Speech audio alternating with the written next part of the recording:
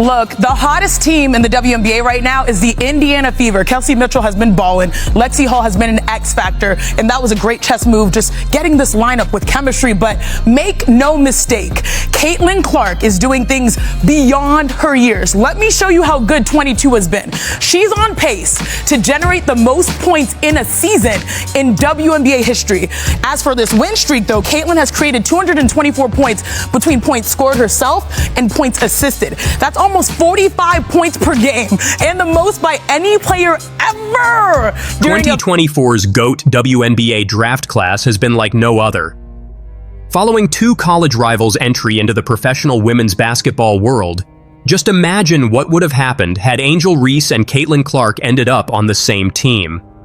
But with that strange twist of fate avoided, these two are on par for the Rookie of the Year race.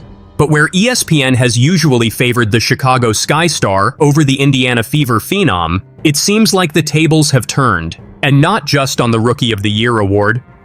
Per a recent update, ESPN writers voted Caitlin Clark as unanimous Rookie of the Year and unanimous First Team All-WNBA. So it's not just the rookie race that Clark is leading, but she's now in the All-WNBA First Team as well. This comes after the network received heavy criticism in late August for putting Reese above Clark in the Rookie of the Year race based on hard numbers. Then again, Clark has boosted not just the W's overall visibility, but also played a big hand in taking the Fever to the playoffs for the first time since 2016. Meanwhile, Reese has surpassed all expectations and set records for consecutive double-doubles in the WNBA, among other records. ESPN has understandably put her as the #1 pick for Rookie of the Year for most of the season. But not anymore. Changing their tune from an August 29th report on the rookie race that had Reese at #1 and Clark at #2, ESPN seems to have realized the error of their ways. And objectively looking at the overall season, Caitlin Clark has dominantly led the Rookie of the Year race and cemented that status after the Fever vs. Sky game on August 31st. Soon after, Reese's season ended with a wrist injury, and the common consensus now says the Fever rookie will be the winner. While each of these women have tremendous accomplishments to their name that deserve recognition, a comparison must be made. As the ESPN analyst and former WNBA star Chiney Ogwumike put it when choosing Clark as her favorite for the award, she is the Rookie of the Year. That was a close race leading into the Olympics, but right now she's on pace to generate the most points in WNBA history. Give that woman her trophy. At the same time, she didn't forget to mention the Sky player either. Shout out to Angel. I know we have to compare because she's done some great historical numbers too, but these numbers are undeniable. Caitlin Clark, Rookie of the Year. There you go. Stop asking me on Twitter.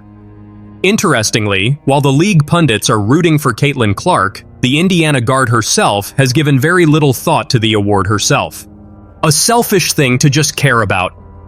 Caitlin Clark doesn't hold back on Rookie of the Year thoughts. With 10 players on the court, everyone has a job to do. While the end result of the game depends on how each player performs, at the end of the day, it's the team that wins. And no matter what awards they're given or not given, the Des Moines native believes the super rookies in the W this year are more focused on the whole rather than singular. Let's see what Clark said in a pre-game interview versus the final season clash with Chicago. Let's give you the same answer. You don't wake up and think about individual awards. I know that's what all of you think we do. I know we don't. Like, that's what everybody wants to make this about, but like, we both of our teams are competing for playoff spots. That's our main focus. That's a selfish thing to just care about an individual award, and she would give you the same exact answer. I'm sure she has given you the same exact answer. So for us, everybody can write that, but our focus is on winning basketball games. It's simple as that. Like, it's winning basketball games, and that was the same story for us when we were in college. Like, if you're playing basketball to win individual awards, no matter what level you're at, you're doing it wrong, and that's not fun, and that's not being a good teammate. It seems only a matter of time before the individual awards are announced, but for Caitlin Clark, pushing her team for a deep playoff run in almost a decade is what matters most right now. Awards will come and go, but how can she best help her team win seems to be the question on her mind. There are thousands of people on social media who are questioning this injury. There are thousands of people on social media who are claiming that this Angel Reese injury is fake, or as Donnie Brasco would call it, a fugazi. Angel Reese's wrist injury has taken an unexpected turn. Fans are excited about some surprising new details. Caitlin Clark is at the center of it all. What's happening behind the scenes is hard to believe. Now, is there legitimacy to these claims? Would Angel Reese actually fake an injury? Would Angel Reese prematurely end her rookie season to spare herself the embarrassment? Here's the deal. Angel's career is on the line, while Caitlin's is taking off. It's like a real-life sports drama unfolding. Angel is at a critical point, and everyone's wondering, will this injury be her downfall or her comeback? And even in her press conference, it didn't seem like anything was wrong. She didn't discuss an injury. So fans were actually really shocked when she came out and said that she would be out for the rest of the season. In the 24 hours after the news broke, the internet ran wild with conspiracy theories. They were wondering if she was truly injured. Here's where things take a fascinating turn. Some fans are questioning whether there's more to Angel's injury than meets the eye. Is it genuine, or is she orchestrating a larger strategy while Caitlin is setting records? The WNBA landscape is changing, and we're all struggling to keep pace. This has transcended basketball. It's now about uncovering Angel Reese's true identity and her next move. Buckle up for this wild ride. Basically, the doctors told me that I could either not get surgery or have surgery. The risk of not having surgery, I could literally have arthritis at 22 years old. That wasn't an option. The bone could literally crack and literally completely shatter. Right now it's like a hairline, literally a hairline, like shatter, not even that big, but they're gonna put like a small little screw in it. Remember when Angel fell? It sparked a big mystery in the WNBA. Her injury might not be her biggest problem. Angel Reese was racing against the Los Angeles Sparks, ready to shine. After her shot, she fell and said she hurt her wrist. Yet, she was seen hitting the floor with that wrist. Then things took a turn. Angel claimed she had a fracture, but not just any fracture. It was in a tough-to-heal spot. Now she's faced with a hard choice: risky surgery or early arthritis. Imagine being 22 and having to make that call. Angel's a poor shooter of the basketball. I don't know any other way to say it. She's just a poor shooter. And the Chicago Sky, at best this season, will be the 8th seed in the playoffs and probably get smoked by the Liberty first round. So what's the point? We've never seen official reports about this injury. Its details remain unclear, sparking fan curiosity. Is there more to the story? You might wonder how this impacts the Chicago Sky. Typically, losing a star player would hurt a team. Surprisingly, the Sky have continued as usual, with or without Angel.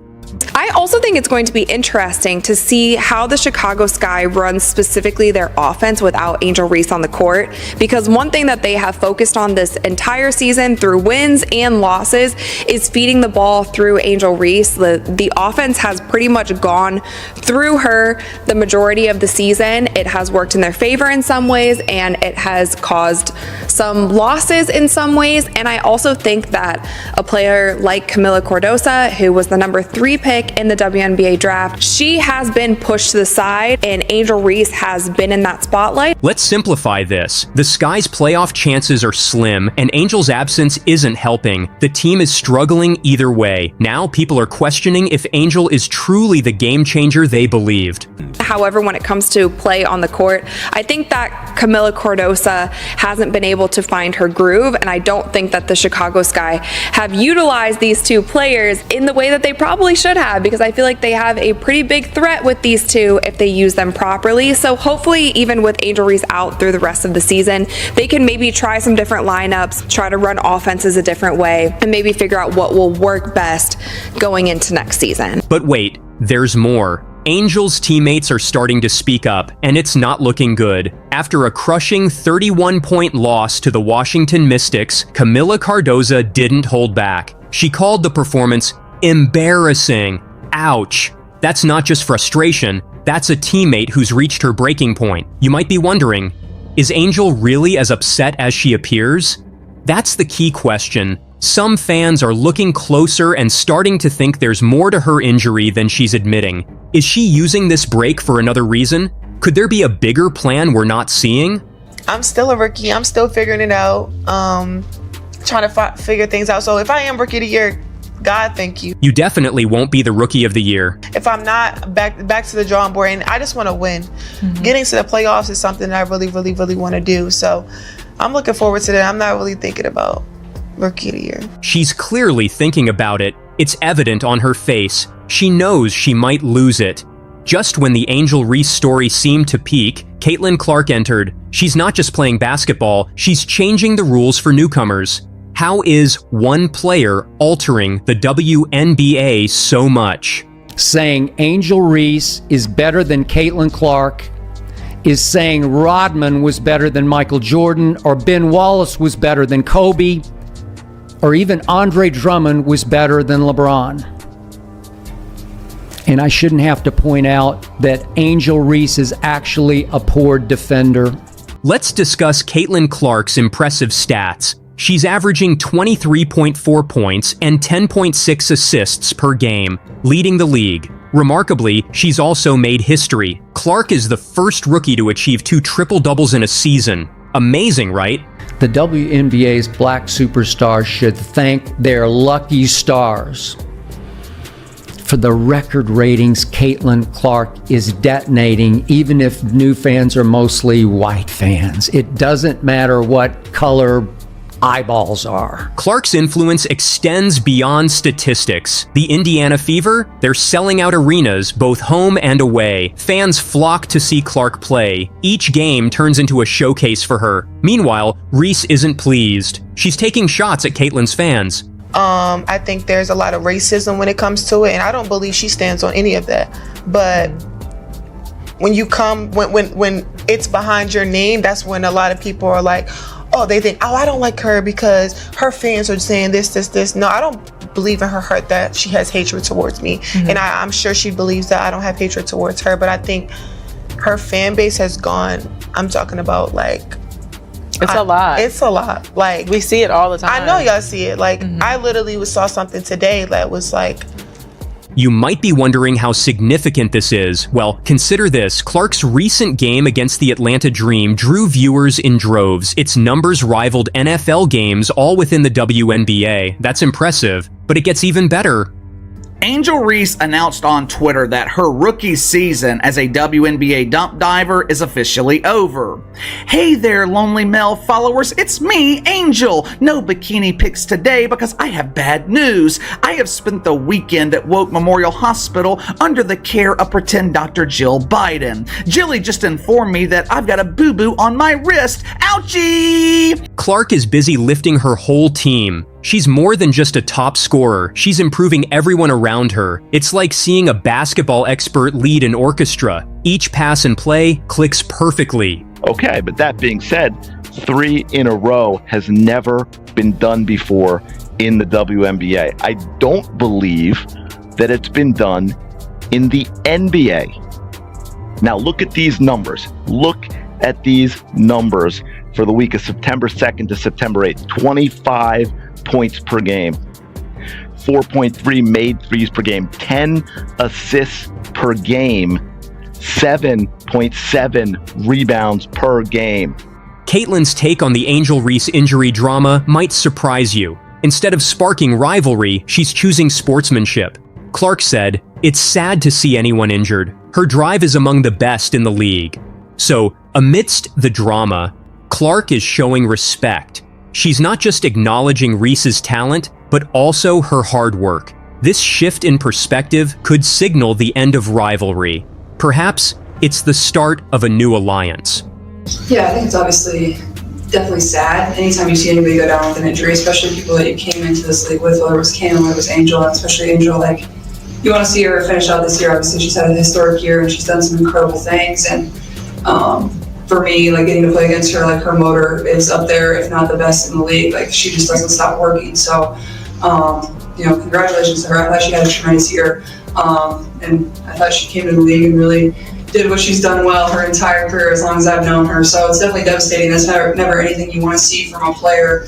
And then obviously our rookie class has kind of been hit with a few more injuries than you would have liked to see. And I think, for myself, I think just some of those things you can't avoid, especially in their 2 instances. Obviously, I don't know the specific details, but That's kind of what comes with basketball at times. So, it's sad for them, but I think at the same time for myself is just continue to take care of your body, take care of yourself. It becomes a long season, especially when you're playing games with one day in between. Like, you really have to prioritize that. But like I said, some of those things are just unavoidable, and it's sad to see. Just when you thought this rivalry was predictable, Angel Reese surprises us. What if I told you she's considering a move that could redefine WNBA stardom? It's a decision that's splitting her fans. To hate, because I am a successful Black woman. I'm doing a lot of things that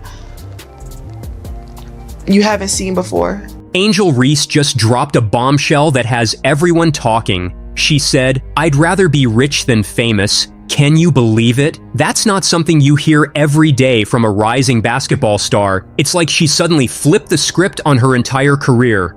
I'd rather be like rich than famous.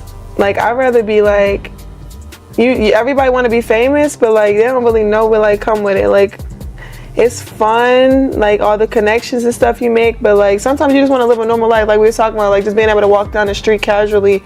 You might be thinking, isn't Angel just about basketball? But here's the twist. While dealing with her wrist injury, Angel has been busy off the court. She launched a podcast and shared dreams beyond basketball. Now, fans are left wondering what's up. Impact. I want to continue like just to normalize like fashion in women's basketball, women's sports, women being outspoken, just being able to have a voice and like being able to be outgoing and super outgoing and not just be, okay, only men can do it, like women can do the same thing. Some people are excited about Angel's new direction. They see her as smart for planning beyond basketball. After all, a basketball career is short. However, others are worried. They think she might lose focus on what made her famous. Angel is at a big crossroads. On one hand, she has the talent to shine in the WNBA. On the other, there are new opportunities. These include podcasts, endorsements, and new career paths. She's caught between two worlds and needs to make a choice. As she has in things off the court, and she has done more off the court than I feel like any other WNBA player in the league this season. She has been so busy with like commercials, brand deals, fashion things, the Met Gala, movie premieres, all of the things. One critique that I have of Angel and how she handled her rookie season, I honestly don't think that she should have ever taken on that villain role. And she said it herself. That's why I'm saying it here. Now things get interesting. What if this injury is more than a setback? What if it's Angel's big moment, like in superhero movies where the hero faces the toughest challenge? This could be her test. Will she return stronger and rule the court? Or will she take this chance to change direction? So I can no longer play pretend basketball, but don't worry, lonely men. You will still be able to see me on my podcast, and I'm sure my girl Lotto will give me a feature in her next music video titled Pretend Basketball Meets Pretend Rapper. But wait, there's more. Angel isn't just deciding for herself, she's possibly changing the game for all WNBA players. Think about it. If Angel can balance basketball and building her brand, she opens doors for everyone in the league. She's not just playing basketball, she's strategizing her entire career. I'm going to preface all of this by saying the rivalry worked. The media hyping up these two players and acting like Angel Reese has been in the Rookie of the Year conversation when, in my personal opinion, that just isn't even fair to her to say when Caitlin ran away with this a few months ago. Having that rivalry worked when it comes to viewership, when it comes to engagement, when it comes to all of those things. However, seeing Angel Reese in the media throughout the past 3 months and how she has come out multiple times and said how she gets a lot of hate online, she gets bullied, different things are sent to her. A lot of these things are alluding to the fact, and she even said that in her farewell letter, that this is the first time that she will get a physical and mental break. I do think that some of this drama, and she started some of it, to be fair, got to her. So what's next for Angel Reese? Will she shock everyone by coming back stronger than ever to dominate the court? Or is she about to make a move that no one sees coming? One thing's for sure, whatever Angel decides, it's going to shake up the WNBA in a big way. And probably took up more mental space and emotional space than it should have. And I'm only saying this because we've seen her continue to make little sly remarks, even though she says there's no bad blood between her and Caitlin. And also, not all of this is directed at Caitlin. She just likes to call out haters and clap back at haters and say different things. And my advice to her, from somebody who has been in this industry, maybe not the highest spotlight that she is at, but I have been in somewhat of this spotlight in the sports world, the more that you clap back, the more that you say things, whether you're right or not, whether you're defending yourself in the proper way or not, more is going to come back at you. Angel is at a crucial point. It's more than just her wrist. The whole WNBA is watching. Once seen as the next big star, she now faces a choice. Should she battle back from injury to return stronger, or is it time to leave the game behind? The more that she says, like, hey haters, like, it wasn't this, I'm this, it's just, it fuels those negative people to continue saying negative things about you. When she went on her podcast, in her first episode in her podcast, like, the title, I don't know if she changed it at this point because Caitlin Clark was also like in the thumbnail of her video, but the title being like addressing the Caitlin Clark drama. And while in that podcast she said that she respects Caitlin, she's sure that they'll play together, and I like agree with her on all this. I'm not saying that she's lying about any of this, but when she then throws in, but Caitlin Clark fans do this, and this, just that little piece of information, just that little thing that you said is going to stir up more controversy and people coming back at you. Angel's choice isn't just for her, it's crucial for all WNBA players. If she succeeds off the court, it could change the game. So what's next? Will Angel surprise us and shine on the court again? Or is she about to make an unexpected move? Either way, it will significantly impact the WNBA.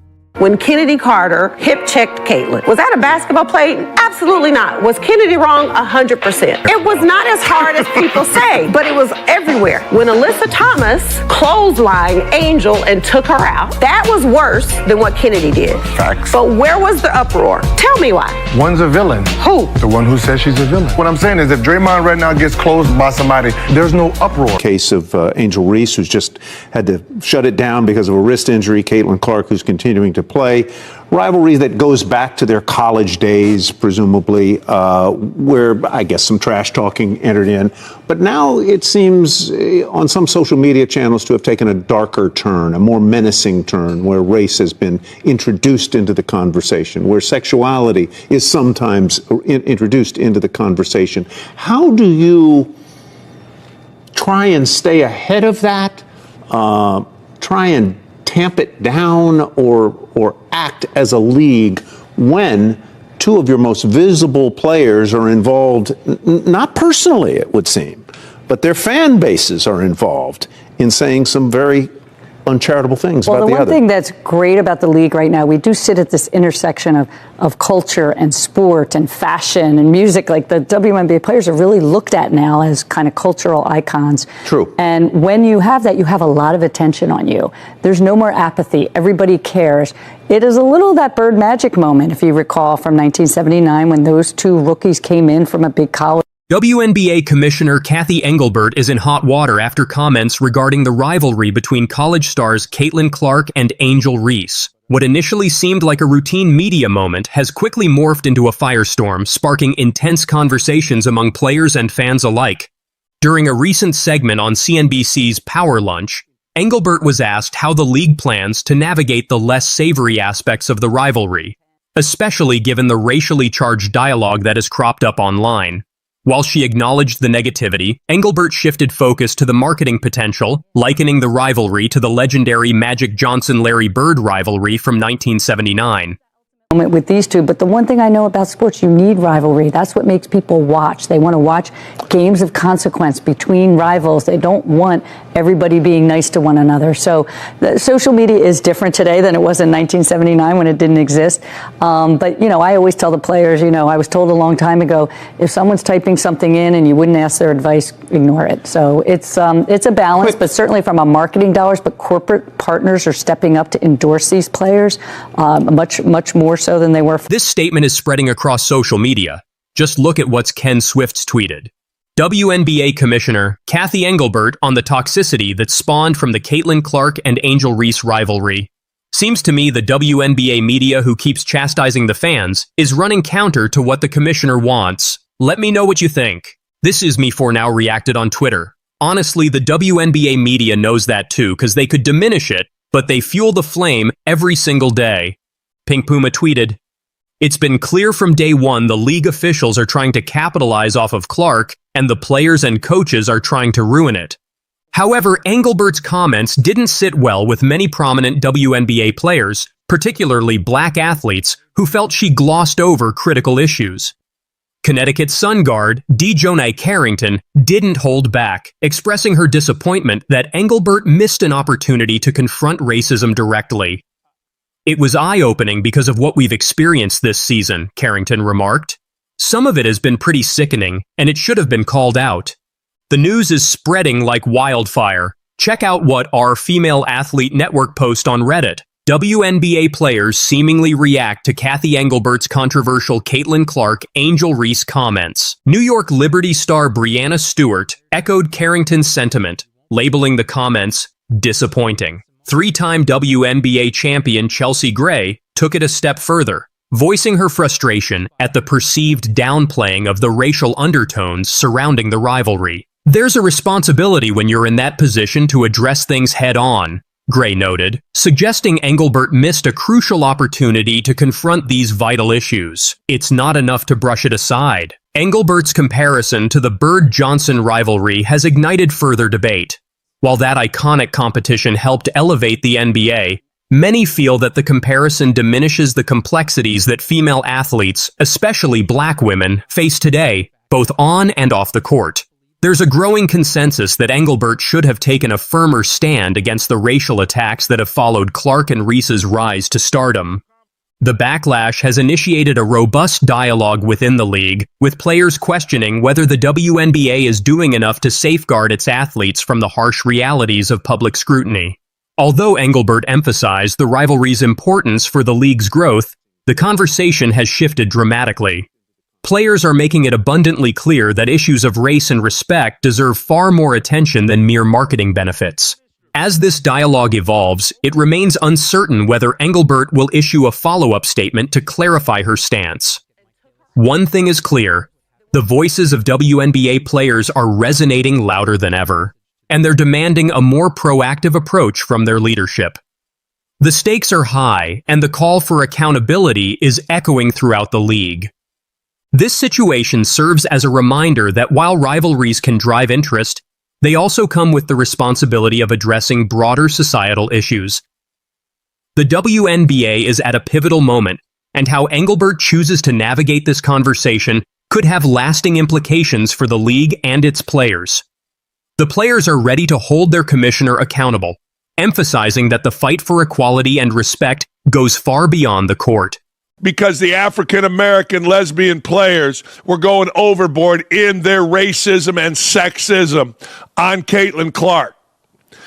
Lynn and the WNBA had to send different videos et al. To the league to get this crap to stop, and the league has, for the most part, stopped. This shocking admission reveals the internal struggles that Caitlin Clark has faced, not just from the fans, but even from within the WNBA itself. It's hard to believe, but the racism and sexism directed at her were so rampant that the league had to step in. It seems on some social media channels to have taken a darker turn, a more menacing turn, where race has been introduced into the conversation, where sexuality is sometimes introduced into the conversation. How do you try and stay ahead of that, try and tamp it down, or act as a league when two of your most visible players are involved, not personally, it would seem, but their fan bases are involved in saying some very uncharitable things about. This was the turning point when the conversations around Caitlin Clark's performance started moving away from basketball and into darker territory.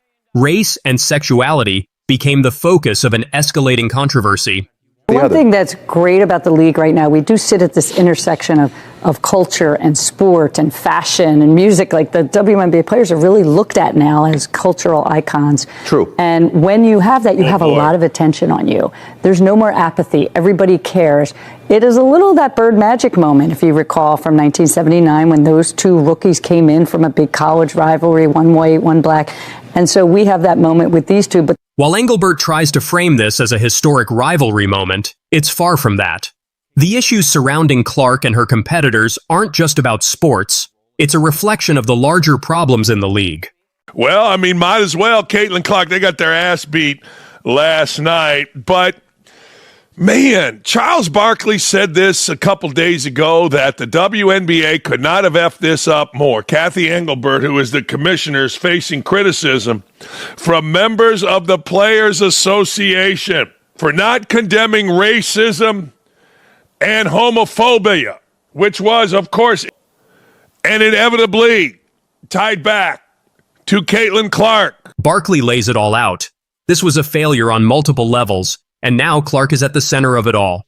The league's inability to handle these tensions has left everyone watching. You answered them in private. Awful Announcing said her response was not only lackluster. Oh, really? It lacked of any substance. Well, so what? She's right. This is months ago, you idiots at Awful Announcing. What are you talking about? Engelbert's word salad reply. Even media outlets are calling out the league's inability to tackle these issues head on. Caitlin Clark may be a top performer, but the WNBA's handling of the controversies surrounding her is far from winning any accolades. The relationships I create here are my legacy. Caitlin Clark quite clearly announced back in Iowa just what she thought mattered the most to her. And now, as she continues to thrill the WNBA crowd with her record-breaking displays, she stands by her words. When the generational talent was drafted as the first overall pick this year, she was not the only one joining the league after shining for the Hawkeyes. Kate Martin was another Iowa alum who entered the big stage, joining the Las Vegas Aces. As their third encounter comes close, Clark is ready to host her former teammate just as nicely. In her recent media availability, the Fever guard talked about welcoming Kate Martin to Indianapolis. She said, "It's definitely pretty weird to us, like we were teammates for 4 years. We got very used to that and now going against." So then like you love it, you joke about it, but at the same time, it just takes some getting used to. I know a lot of our coaches will be here on the same night. Looks like a fun thing for all of them to be able to do too.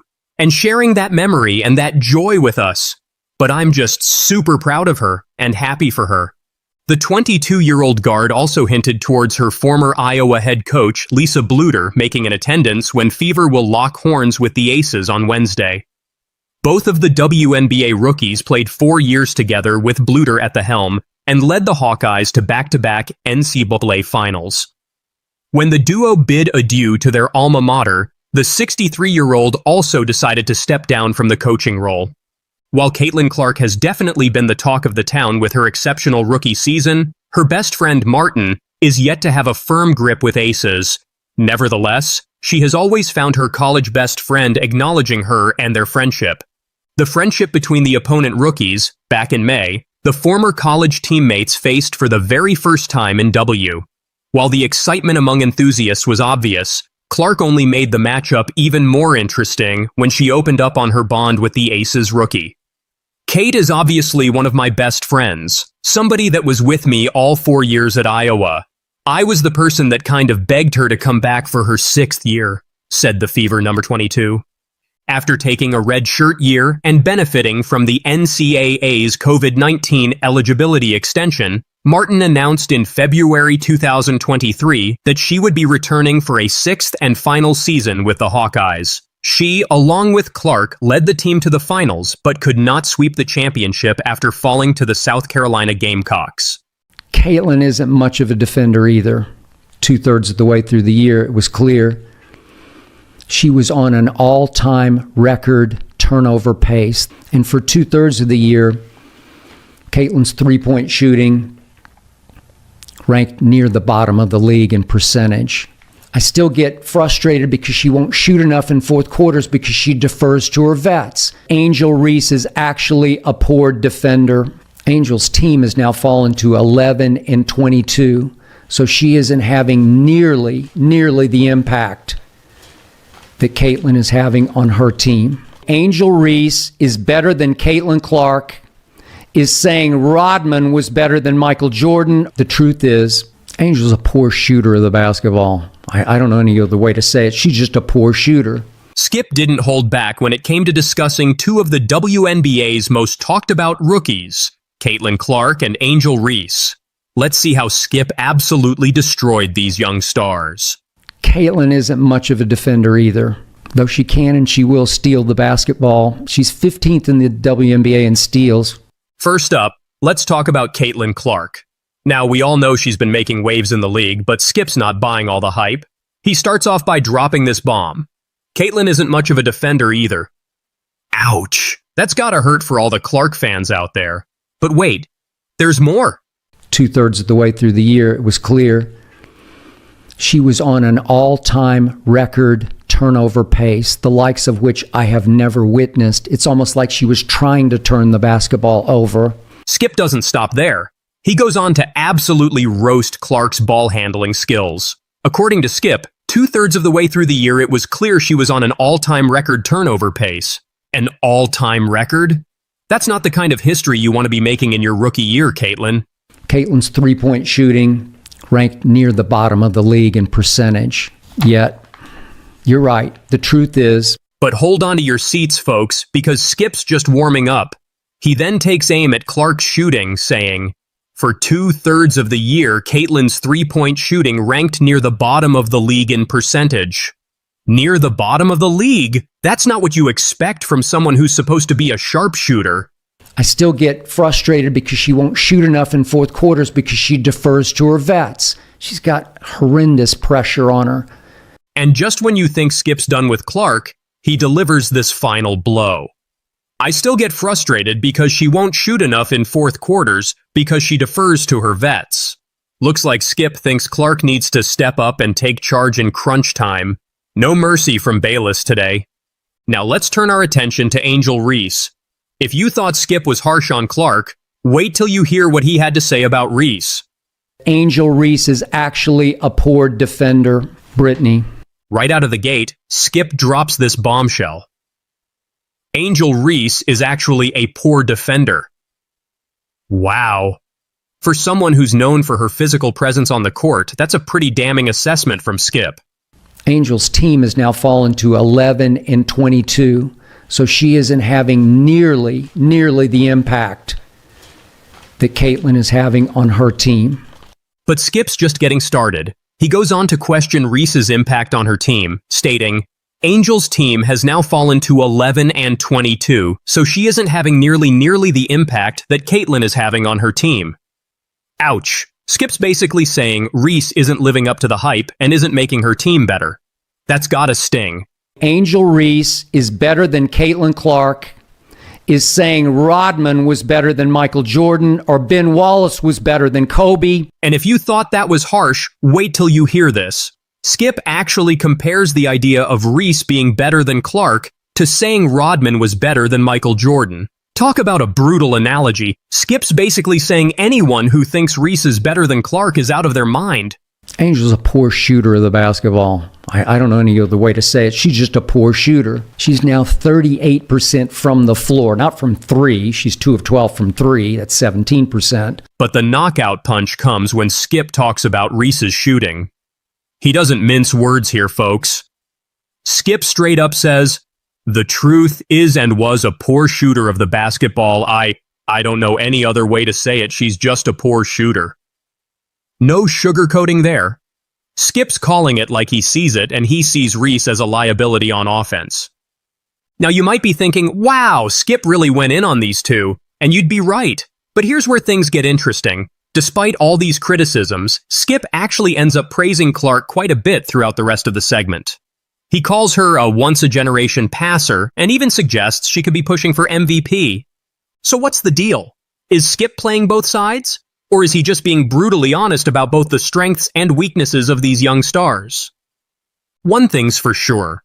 Skip Bayless knows how to stir up controversy. By pointing out these flaws in Clark and Reese's games, he's guaranteed to get people talking. And isn't that what sports media is all about? But let's take a step back for a moment. Are Skip's criticisms fair?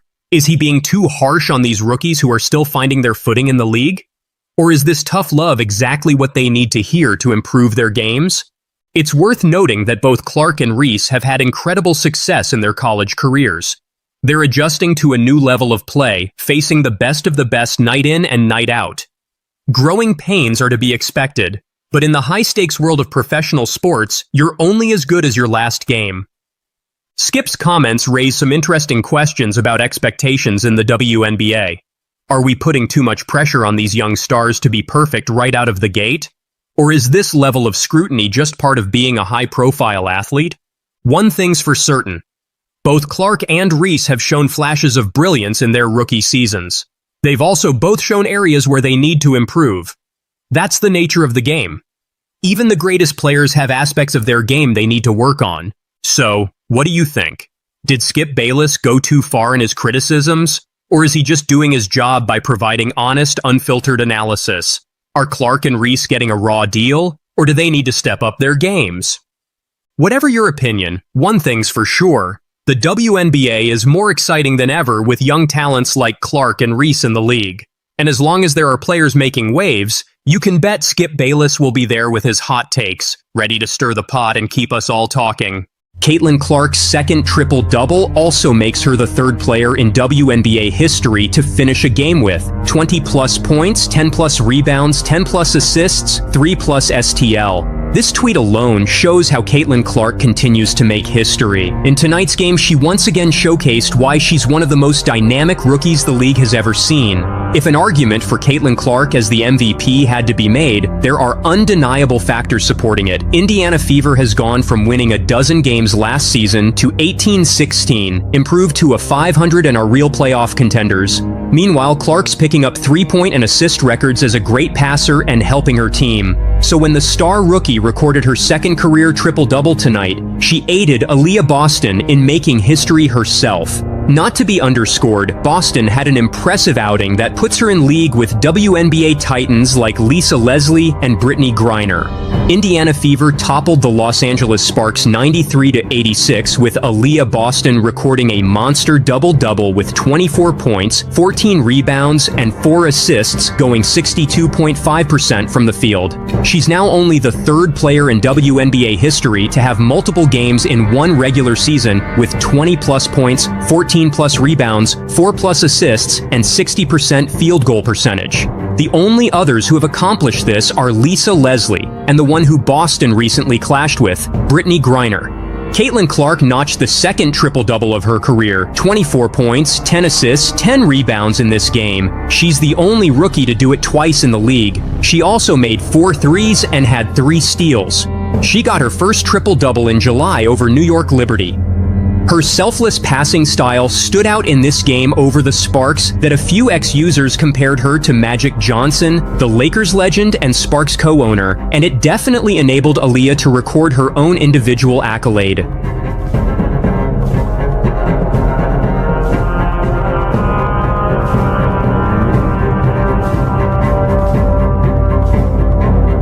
Or Timmy Finlay not shooting the three that easily or that comfortably. I don't know if that's comfortable, but it's nice by Caitlin Clark. The buzz and attention surrounding Caitlin Clark's game are unlike anything seen in the league until now. The jersey sales, the sold-out stadiums, the peak viewership, this massive wave of popularity mirrors the excitement that swept through the NBA in the 80s when Michael Jordan became a household name. So WNBA analyst Nancy Lieberman believes that Clark deserves admiration as MJ does, as opposed to the lack of recognition or criticism that may come her way. Calling out the critics and haters, Lieberman on the Stephen A. Smith Show said, "I just don't understand people. Now you have signature shoes for both men and women because of what MJ did and how he and his team constructed business. Caitlin is doing that right now, and she should be supported and not maligned for that." Lieberman's claims about Clark's influence are understandable when we bring Clark's $28 million Nike deal, which is the most lucrative shoe deal in WNBA history. Clark is soon expected to receive her own signature shoe as well. Jordan's wasn't quite hushed itself. 5-year, $2.5 million deal, 3 times that of any other deal in the league. Thus drawing parallels, Lieberman continues on to say that it is jealousy that is driving the lack of support toward Caitlin Clark as previously observed towards other notable players like Jordan or Tiger Woods. It's not a Caitlin thing, it's a people thing. I mean, people were so jealous of Michael Jordan back in 1984. UNC Chicago Stadium was half empty prior to him arriving. The stadiums were filling up then. TV wanted him and the Bulls on every game, she says.